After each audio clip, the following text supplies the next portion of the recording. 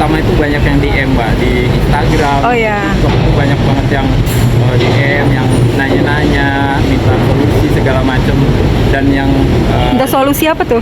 misalkan ada yang pengen kuliah Oh. dan yang lain-lain banyak Mbak. Jadi banyak problem dari rekan-rekan juga, ya, terutama dari rekan satpam begitu. Terus kalau dari yang secara langsung saat saya kerja kayak seperti tadi barusan ada nasabah yang tiba-tiba salaman begitu, Bapak selamat gitu. Ah kenapa kata saya kan, selamat Bapak ya, saya lihat berita Bapak di surat kabar begitu. Terus ada juga ketika kemarin saya naik busway untuk kerja, saya kan untuk pulang kadang naik busway gitu Mbak. Itu di busway itu pada ngeliatin Mbak gitu. Mungkin orang-orang juga mungkin mau negur gitu kan, cuma mungkin kan karena di tempat umum, jadi mungkin cuma ngeliatin aja begitu. Jadi mungkin banyak yang lebih kenal begitu. Oh jadi banyak yang lebih kenal ya.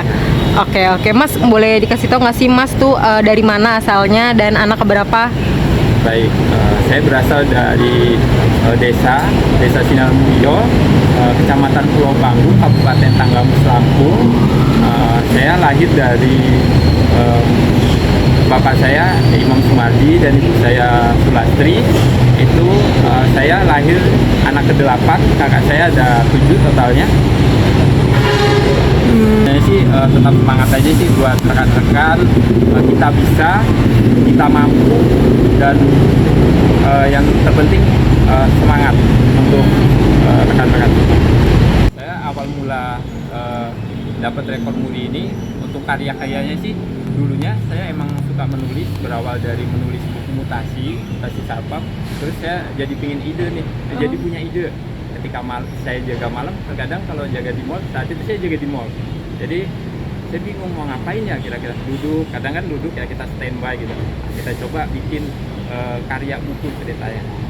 Saya buat biografi saya dari saya kecil itu sampai saya di titik saat itu kuliah, dan itu alhamdulillah tercipta satu buku dengan judul Selang Sakti dari Malaikat, dan itu menceritakan biografi dari kecil saya hingga di tahun sekitar 2020, dan buku itu terbit di tahun 2020.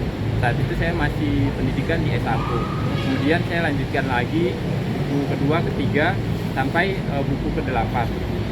Buku 8 selanjutnya baru ketika saya lanjut ke S2, di situ mulai membuat jurnal Mbak. Karena kan ada tugas karya ilmiah begitu, dan itu saat itu cuma ada satu jurnal internasional yang diwajibkan kampus sebagai tugas. Terus dari situ saya mulai tertarik untuk menulis jurnal. Saya buat riset-riset penelitian, saya buat izin penelitian begitu. Selanjutnya hingga sampai 13 jurnal yang sudah terpublikasi. Terus untuk totalnya sih ada 15 jurnal Mbak, cuma yang 2 jurnal lagi itu skripsi dan tesis yang sudah diserahkan ke kampus tapi belum dipublikasi.